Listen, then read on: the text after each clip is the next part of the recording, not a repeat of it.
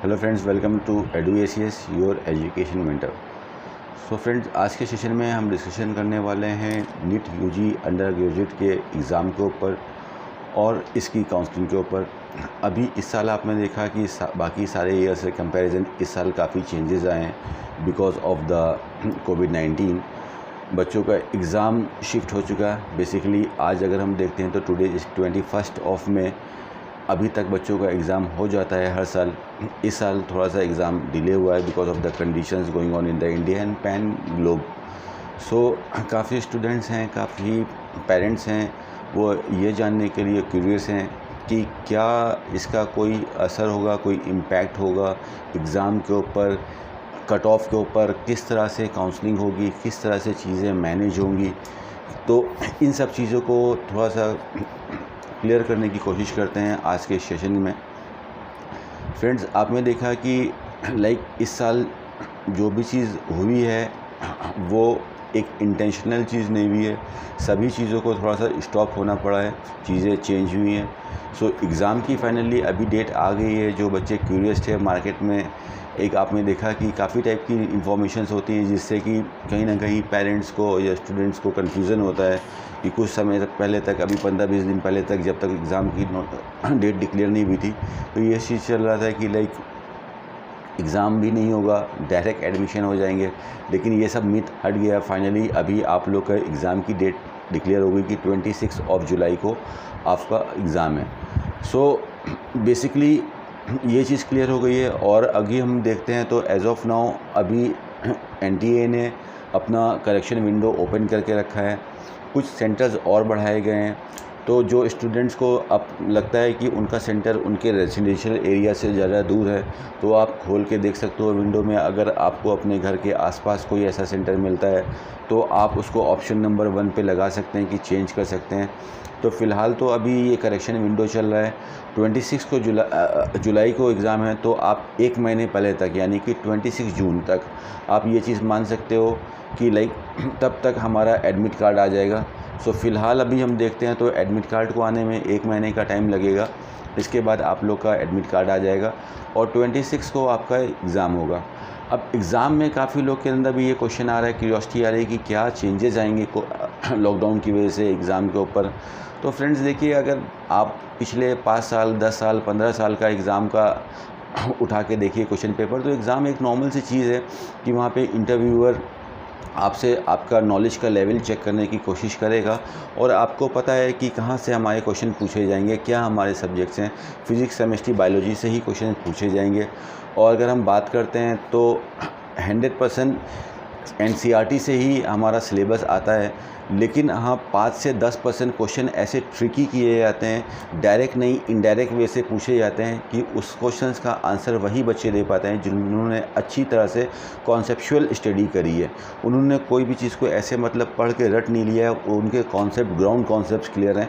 तो इस हिसाब से पेपर को क्लियर किया जाता है जिससे आपके कट ऑफ बनते हैं। तभी सभी बच्चे अपने नंबर के हिसाब से डिफरेंट जगह पर जाते हैं। तो गवर्नमेंट के ऐसे कोई इंटेंशन नहीं है कि हम इस बार पेपर को टफ बना देंगे या हम पेपर को इजी कर देंगे। इसके लिए मिस्टर विनीत जोशी जी अपने इंटरव्यूज़ में, अपने नोटिफिकेशंस में पहले भी बहुत बार बोल चुके हैं कि पेपर हमारा नॉर्मल लेवल पे रहेगा। कोई ख़ास इम्पोर्टेंट पेपर नहीं आने वाला है नीट 2020 का। और हाँ, ये चीज़ है कि पेपर जो पूछने का तरीका है वो थोड़ा सा साइंटिफिक रहेगा, यानी कि लॉजिकल वे से। इसको अगर हम नॉर्मल लैंग्वेज में समझने की कोशिश करते हैं तो जो पेपर आपसे पूछे जाएंगे, जो क्वेश्चन आपसे पूछे आएंगे, ऑब्जेक्टिव टाइप के क्वेश्चन रहेंगे, तो थोड़ा सा ट्रिकी आते हैं, लॉजिकल रहता है, थोड़ा सा तर्क लगा रहता है। सिंपल नहीं कि जो आपने जैसे पढ़ा है वही चीज़ आ गई। हाँ, जो पढ़ा है आएगा उसी में से, लेकिन जिस बच्चे ने अच्छी तरह से कॉन्सेप्चुअल स्टडी करके रखी है उसी के बेसिस पे आएगा। तो इसमें अगर हम देखते हैं तो जिसने सिंपल सा अगर फॉर्मूला आप निकाल के देखते हो, तो जिसकी प्रिपरेशन अच्छी है, जिसने इस सब टाइम का अच्छे से यूटिलाइजेशन किया है, और एक तरह से अगर हम देखते हैं तो स्टूडेंट के लिए ये चीज़ काफ़ी बेनिफिशियल थी कि आप लोग को थोड़ा सा एडिशनल टाइम मिल गया। लगभग 3 महीने का एडिशनल टाइम मिल गया आप लोग को, इसमें कि आप अपनी चीज़ों को, अपने कॉन्सेप्ट को रिकॉल कर सकते थे और अपनी स्टडी को थॉरली जा सकते थे। तो जिन बच्चों ने इस समय का अच्छा यूटिलाइजेशन करके रखा है, जिनके कॉन्सेप्ट क्लियर हैं, बिल्कुल उनके लिए पेपर ईजी होने वाला है और वो अच्छे मार्क्स अर्न करने वाले हैं नीट के एग्ज़ाम के अंदर।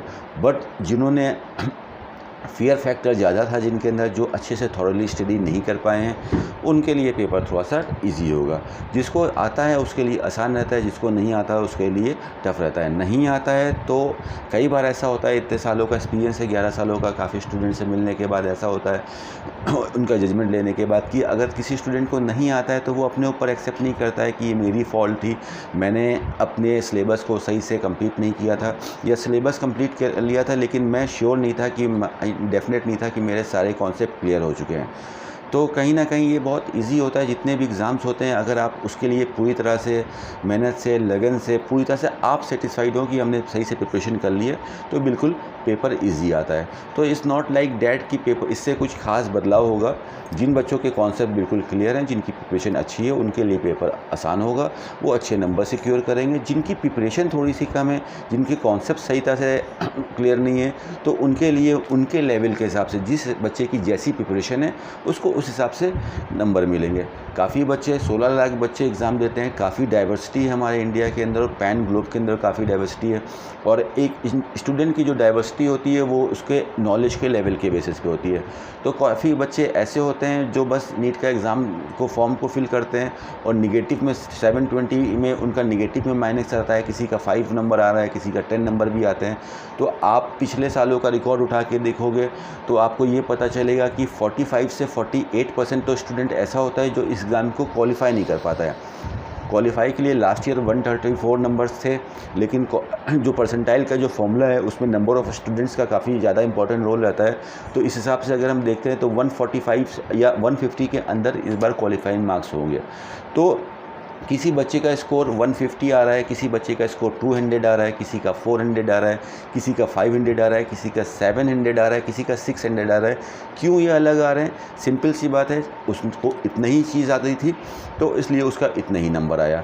काफ़ी लोग ब्लाइंडली तुक्का भी लगाते हैं कि हाँ चलो ठीक है 180 क्वेश्चन है, सब में कुछ डाल देते हैं तो शायद मैं क्वालिफाई हो जाएगा। तो जैसे जो स्टूडेंट की अप्रोच रहती है उस हिसाब से आपको नंबर मिलते हैं। तो इसमें ज़्यादा कॉम्प्लिकेटेड तरीके से जानने की आप कोशिश ना करें, जितनी सिंपल तरीके से जानेंगे उतना ज़्यादा बेटर रहेगा। It's basically depend on the individual student कि आपने क्या किया है एग्ज़ाम से पहले।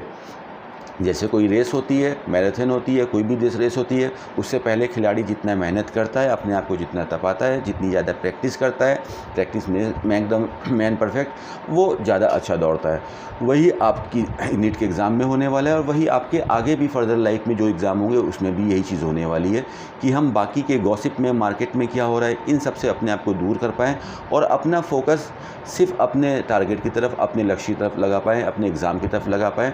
वो बच्चे बट ऑब्वियस सी बात है अपने टाइम को ज़्यादा बेटर यूटिलाइज़ करेंगे।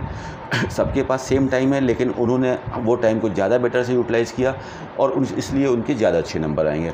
सो इट्स वेरी इजी कि लॉकडाउन का ऐसा कोई ख़ास प्रभाव नहीं पड़ेगा। अब थोड़ा सा जानने की कोशिश करते हैं कि what will be the like effect on the counselling. इसके बाद आप लोग को पता है कि नीट का एग्ज़ाम होता है। बेसिकली 3 मई को एग्ज़ाम हो जाता है और उसके 1 महीने बाद आपका 3 जून के आसपास आपका रिज़ल्ट आ जाता था। लेकिन इस बार गवर्नमेंट की जो अथॉरिटीज़ हैं, एनटीए है, एमसीसी है, डीजीएचएस है, डायरेक्टर जनरल हेल्थ सर्विसेज है, ministry of health and family welfare है, ये सारे गवर्नमेंट भी जान रही है कि चीज़ें लेट हो गई हैं। तो बचे हुए टाइम को अच्छे से यूटिलाइज़ करें। तो आप लोग को 26 को एग्ज़ाम होने के बाद 1 महीने वेट नहीं करना पड़ेगा। मोस्ट प्रॉब्ली आपको रिज़ल्ट जल्दी ही देखने को मिल जाएगा। मोस्ट प्रॉब्ली अगर देखते हैं आज की डेट में कोई मैनुअल आपको रिज़ल्ट नहीं देखना है, सब चीज़ ऑटोमेटिक हो चुकी है, टेक्नोलॉजी की मदद से हो रही है। तो आप एक्सपेक्ट कर सकते हो आफ्टर जुलाई अगस्त का मंथ आएगा। So most probably you can see by first week और max to max by second week NTA अपना रिज़ल्ट डिक्लेयर कर देगा और स्टूडेंट्स को पता चल जाएगा कि फाइनली मेरे क्या नंबर आए हैं। सो हमने ये देखा कि मैक्स टू मैक्स हम बात कर रहे हैं कि अगस्त के सेकेंड वीक तक हमारे रिज़ल्ट आ जाने चाहिए, जैसे कि हिसाब से अभी कंडीशन चल रही हैं। और रिज़ल्ट आने के बाद खास ज़्यादा से ज़्यादा 1 हफ़्ते से 10 दिन का गैप होता है और उसके बाद फिर आपकी काउंसलिंग एक्टिविटी स्टार्ट हो जाएंगी। तो काउंसलिंग भी अगर हम देखते हैं तो counselling activity can start by the end of the August के 3rd से 4th वीक के बीच में आपकी काउंसलिंग एक्टिविटी स्टार्ट हो जाएगी। काउंसलिंग एक्टिविटी एक तरह की एक्टिविटी होती है जिसमें सेंट्रल गवर्नमेंट में MCC medical council community counselling कराती है। सेंट्रल जो काउंसलिंग होती है उसमें कोई भी बच्चा, कहीं का भी बच्चा पार्टिसिपेट कर सकता है, उसमें कोई डोमिसाइल बाउंडेशन नहीं होती हैं। गवर्नमेंट सेक्टर के लिए ऑल इंडिया कोटा से 15% सीटें आती हैं और पैरेलल साइड में डी मिनिस्ट्री होती हैं जहाँ पे प्राइवेट मेडिकल कॉलेज की सीट होती हैं। फ़िलहाल हमारे भारत में अभी फ़िलहाल 42 डी मिनिस्ट्रीज़ हैं, तो इसकी पहली काउंसलिंग होगी और इसके साइड में पैरेलल में इसके बाद में सभी जितने भी स्टेट्स हैं वो सारे स्टेट्स अपनी अपनी काउंसलिंग कराएंगे। स्टेट्स जो काउंसलिंग कराएंगे, हमने बात करी कि 15% सीटें ऑल इंडिया कोटा में चाहती हैं, तो बची 85% सीटें हमारी गवर्नमेंट की स्टेट में होती हैं। अब जो सभी स्टेट हैं, महाराष्ट्र है, गुजरात है, गोवा है, उत्तर प्रदेश, राजस्थान, हरियाणा, जितने भी स्टेट हैं, दिल्ली है, सभी स्टेट अपनी अपनी काउंसलिंग कराते हैं। अब काउंसलिंग दो टाइप के कॉलेजेस होते हैं, एक गवर्नमेंट कॉलेज होता है, एक प्राइवेट मेडिकल कॉलेज होता है। तो गवर्नमेंट कॉलेज की काउंसलिंग में आप ये चीज़ बिल्कुल ज़रूरी होती है, ये रूल है कि अगर आपके पास उस स्टेट का डोमिसाइल है तभी आप गवर्नमेंट कॉलेज की काउंसलिंग कर सकते हैं। इसको थोड़ा एग्जाम्पल की तरह से एक समझने की कोशिश करते हैं कि अगर आप महाराष्ट्र के स्टूडेंट हो तो आप महाराष्ट्र की स्टेट काउंसलिंग कर सकते हो, गवर्नमेंट कॉलेज के लिए आप कर्नाटक की काउंसलिंग नहीं कर सकते हो। तो student can do the counselling of his own state only. लेकिन जैसे हम प्राइवेट कॉलेज की काउंसलिंग की बात करते हैं तो प्राइवेट कॉलेज की काउंसलिंग के लिए कुछ स्टेट ओपन होते हैं, कुछ क्लोज होते हैं। ओपन स्टेट कैसे होते हैं कि हमारे स्टेट का बच्चा भी प्राइवेट कॉलेज के लिए काउंसलिंग कर सकता है और बाकी स्टेट को भी वो इनविटेशन देते हैं कि आप भी आके हमारे स्टेट में प्राइवेट कॉलेज के लिए काउंसलिंग कर सकते हो, नॉट फॉर द गवर्नमेंट। लेकिन कुछ स्टेट होते हैं जैसे कि फॉर एग्जांपल महाराष्ट्र, ये क्लोज स्टेट है, यहाँ पे गवर्नमेंट और प्राइवेट दोनों टाइप के कॉलेजेस में सिर्फ महाराष्ट्र के डोमिसाइल होल्डर्स ही काउंसलिंग कर सकते हैं।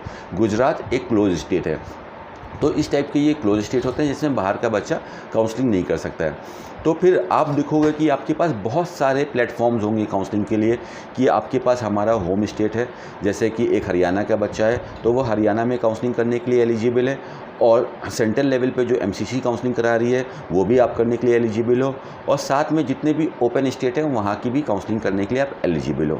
लेकिन काउंसलिंग में ये तो एक रूल हो गया कि हम यहाँ की काउंसलिंग करने के लिए एलिजिबल हैं। फाइनली एक बंदा है, एक स्टूडेंट है, तो वो एक ही सीट लेना चाहेगा, लेकिन काउंसलिंग में वो चाहता है कि जो भी मैंने स्कोर निकाला है उस स्कोर पे मुझे जो बेस्ट सीट पॉसिबल हो, जो बेस्ट मेडिकल कॉलेज पॉसिबल हो, वहाँ पे अलॉटमेंट मिल जाए। अगर स्कोर गवर्नमेंट के हिसाब से आया है, गवर्नमेंट में अगर हम बात करते हैं इस साल ऑल इंडिया कोटा का something touching to 600, like you can say that 580 plus तक चांसेस हैं कि हमारा स्कोर जा सकता है। कई बार ऐसा होता है, फिज़िक्स और केमिस्ट्री ये दो ऐसे सब्जेक्ट्स हैं जो क्वेश्चन पेपर का कट ऑफ डिसाइड करते हैं। अगर फिज़िक्स, क्योंकि ये ऐसा डिपार्टमेंट है जहाँ पे 70% बच्चे अपने चीज़ों को कॉन्सेप्चुअल पढ़ के नहीं जा पाते हैं, फिज़िक्स और केमिस्ट्री। तो कभी भी देखा गया है कि अगर फिज़िक्स का पेपर थोड़ा सा डाइसी आता है, ट्रिकी आता है, टफ़ तो नहीं बोलेंगे, ट्रिकी आता है, डाइसी आता है, डायरेक्ट नहीं इनडायरेक्ट वे से ज़्यादा लॉजिकल क्वेश्चन पूछे जाते हैं, तो उसका इम्पैक्ट स्टूडेंट के ऊपर पड़ता है, टाइम मैनेजमेंट ज़्यादा लगता है, तो आपका कट ऑफ डाउन हो जाता है। तो ये चीज़ पेपर के ऊपर भी काफ़ी डिपेंड करती है। तो आप अगर ऑल इंडिया कोटा का अभी एकदम टेंटेटिव एक एग्जांपल लेके चलें गवर्नमेंट कॉलेज के लिए, तो 580 प्लस पे तक आपको वहाँ पे गवर्नमेंट कॉलेज में सीट्स मिलेंगी, और रिस्पेक्टिव सभी स्टेट के अलग रहते हैं, और प्राइवेट कॉलेज में काफ़ी चीज़ें डिपेंड करती हैं जिसके बाद आपको चीज़ मिलती हैं। तो आपकी काउंसलिंग एक्टिविटी स्टार्ट हो जाएगी बाय द अगस्त, और अगस्त सितंबर तक आपकी काउंसलिंग चलेगी। होपफुली ये चीज़ देखते हैं, बिकॉज काउंसलिंग आपकी राउंड 1, राउंड 2, राउंड 3, जिसको मॉक राउंड के नाम से देखा होती है, ये 3 राउंड होते हैं, और अगर सीटें बचती हैं तो राउंड नंबर 4 यानी कि स्ट्रे वैकेंसी राउंड या इंस्टीट्यूशनल राउंड जिसको बोलते हैं, ये 4 राउंड आपकी काउंसलिंग होती है। तो इट इज़ एक्सपेक्टेड कि लाइक सितंबर तो फिक्स है ही, अगस्त के फर्स्ट वीक से सेकेंड वीक तक आपकी काउंसलिंग एक्टिविटी फिनिश हो जाती है। तो अब इसमें नोट करने वाली क्या बात है कि अगर आप देखते हो हर साल जून में काउंसलिंग स्टार्ट होती है, जून जुलाई तक आपकी काउंसलिंग चलती है, और 1 अगस्त से हमारे सेशन स्टार्ट हो जाते हैं। लेकिन इस बार 1 अगस्त में यानी कि अगस्त के फर्स्ट से सेकेंड वीक तक हमारे रिज़ल्ट आएंगे, और सितंबर तक के या आप अक्टूबर के स्टार्टिंग तक समझो कि अक्टूबर के स्टार्टिंग तक हमारी काउंसलिंग चलेगी। सो जो सेशन स्टार्ट होने की बात है, जिन बच्चों को अलॉटमेंट राउंड नंबर 1 में मिल जाएंगे, स्टार्टिंग में मिल जाएंगे, आप लोग का मोस्ट प्रॉब्ली अक्टूबर से सेशन स्टार्ट होगा, यानी कि क्लासेस स्टार्ट होंगे, आप लोग अपनी ज्वाइनिंग अक्टूबर से करोगे। तो अगस्त, सितंबर, अक्टूबर, यानी कि इस बार अगर आप देखते हो तो 2 महीने का फ़र्क आएगा लेट ज्वाइनिंग होगी आपकी, यानी कि ऐसे हम 1 अगस्त को ज्वाइनिंग करते हैं, हम 1 अक्टूबर को ज्वाइनिंग करें तो 2 महीने डिले से ज्वाइनिंग होगी। अब ये चीज़ है कि सिलेबस आपको पता है, फर्स्ट ईयर में आप MBBS जाओगे, आपके 3 सब्जेक्ट्स हैं, एनाटॉमी है, बायोकेमिस्ट्री है, फिजियोलॉजी है, ये सब चीज़ पढ़नी है। तो सभी कॉलेज भी कोशिश करेंगे, बिकॉज़ ये प्रॉब्लम आई थी तो सभी को मिल के इसको सॉल्व करना था। तो जो भी रिस्पेक्टिव कॉलेज है वहाँ पे भी सिलेबस को कवर कराया जाएगा शॉर्ट टर्म में, तो वहाँ पे भी वही बच्चा सही से कवर कर पाएगा जो अपनी तरफ से भी ज़्यादा कोशिश करेगा।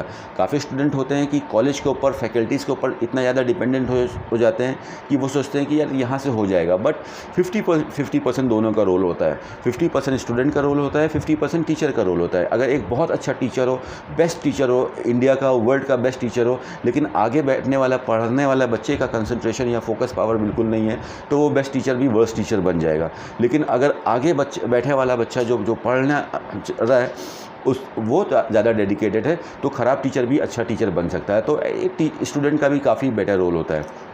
तो 2 महीने लेट ज्वाइनिंग होगी बस। अब यहाँ पे आपको देखना है कि कैसे आप सिलेबस को कवर कर सकते हो। एग्ज़ाम आपका हो जाएंगे, उसके बाद अगर आपको पता है आपके स्कोर पे आपको सीट तो मिलने वाली है, so if you want you can start your studies after the exam. आप 26 जुलाई के बाद आप अपने MBBS का सिलेबस को स्टार्ट कर सकते हो। देखने से अपना थॉरली, आप ये नहीं कि आपको पढ़ना है, टॉप करना है, ये है कि अब टीचर के पढ़ाने से पहले अगर हमने 1-2 बार चीज़ें देख ली तो ग्राफ्स करने में हमको चीज़ें ईजी हो जाएंगी। तो इस तरह से बस माइनर से चेंजेस हैं, कुछ खास इम्पैक्ट इसका पड़ने वाला नहीं है। और ट्यूशन फ़ीस के ऊपर एक सेशन बनाएंगे, बिकॉज़ एक नोटिस आई थी कि आप लोग को पता है कि NMC की तरफ से गाइडलाइंस दिया गया था कि ट्यूशन फ़ीस अभी कम होने वाली है। तो lot of parents and students are thinking कि ट्यूशन फ़ीस का काफ़ी कम होगी।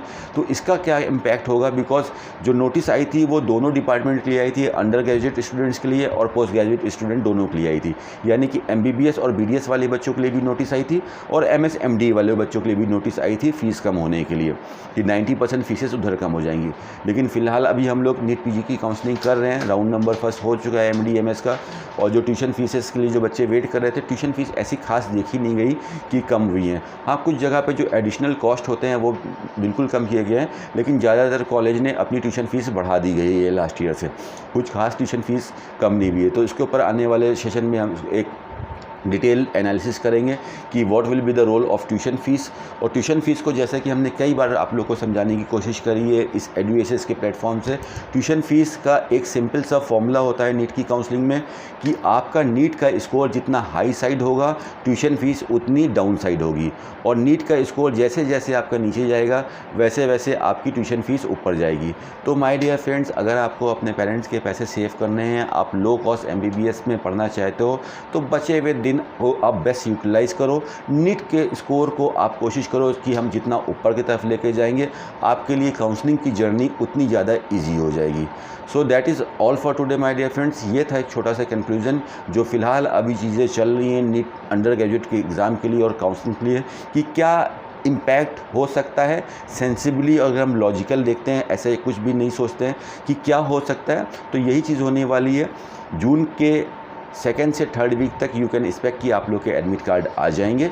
एक बार सारी चीज़ें चेंज होने के बाद कुछ सेंटर्स भी बढ़ रहे हैं, गवर्नमेंट की भी थोड़ी रिस्पॉन्सिबिलिटी बढ़ी है, तो टाइम लगता है।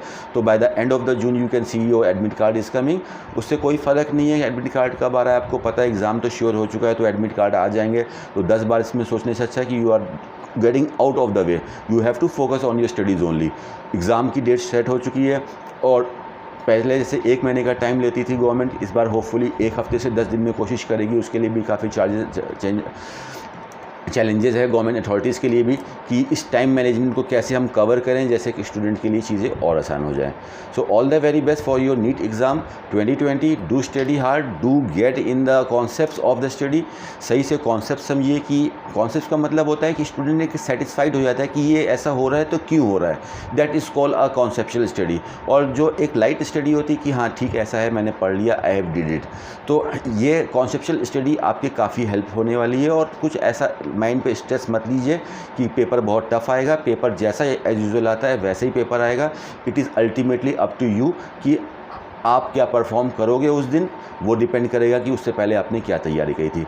सो from me and EduACS team, all the very best to you and for your exam and for your counselling friends. Thank you so much for giving valuable time friend, thank you so much.